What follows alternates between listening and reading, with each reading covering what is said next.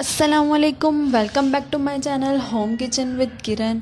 कैसे हैं आप सब? बहुत दिनों के बाद मैं अपनी वीडियो अपलोड कर रही हूँ। अल्हम्दुलिल्लाह मेरी तबीयत बिल्कुल ठीक है। तो चलते हैं आज की रेसिपी की तरफ। सर्दियाँ आने वाली हैं, सर्दियों का ये तोहफ़ा है आपके लिए, एक ज़बरदस्त सी रेसिपी बहुत ही ईजीली घर में बनाने के लिए।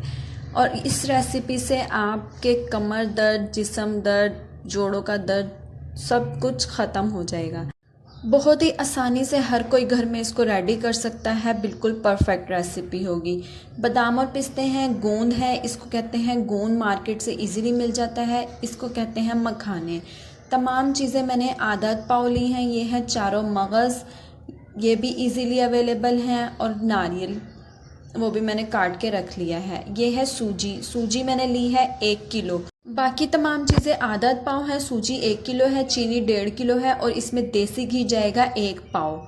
चलें जी, अब यहाँ पे मैंने नॉर्मल डालडा घी थोड़ा सा 2 चम्मच डाले हैं, और इसमें मैं बादाम पिस्ते को रोस्ट कर रही हूँ। बहुत ज़्यादा हमने इसका कलर चेंज नहीं करना, हल्का सा हमने इसको रोस्ट कर लेना है, और ऑयल में ही आपने तमाम चीज़ों को रोस्ट करना है।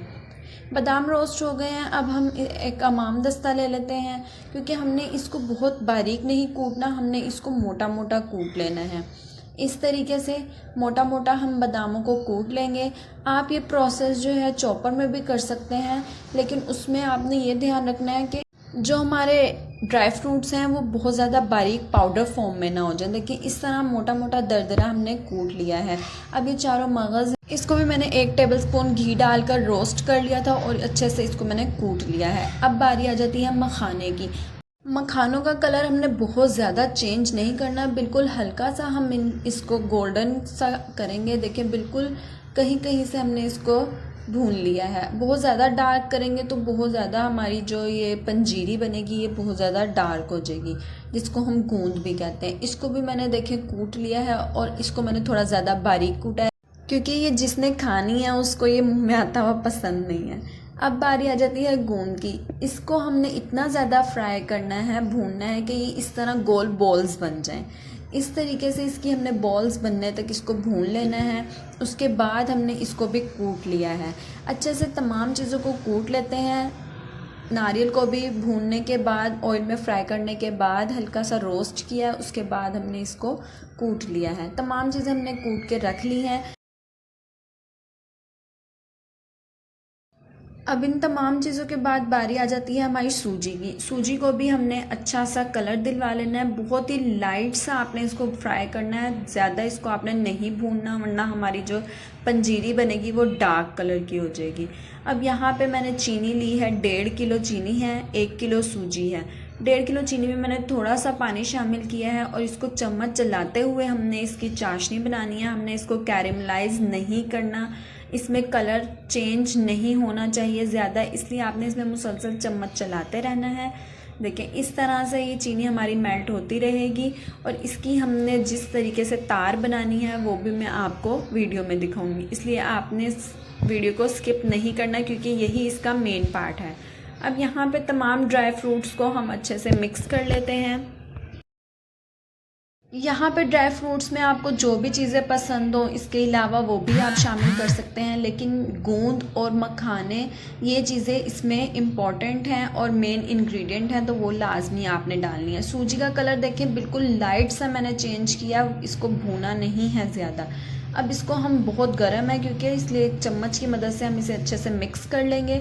इसकी मिक्सिंग जो है बहुत अच्छी होनी चाहिए, क्योंकि तमाम इंग्रेडिएंट्स एक दूसरे के साथ मिक्स हो जाने चाहिए। क्योंकि अब इसके बाद हम इसको चाशनी में डालेंगे, शीरे में डालेंगे, तो उसमें ये नहीं होना चाहिए कि कहीं पे ड्राई फ्रूट ज़्यादा हैं और कहीं पे कम है। इसलिए इस स्टेज पे इसको अच्छे से हम मिक्स कर लेंगे।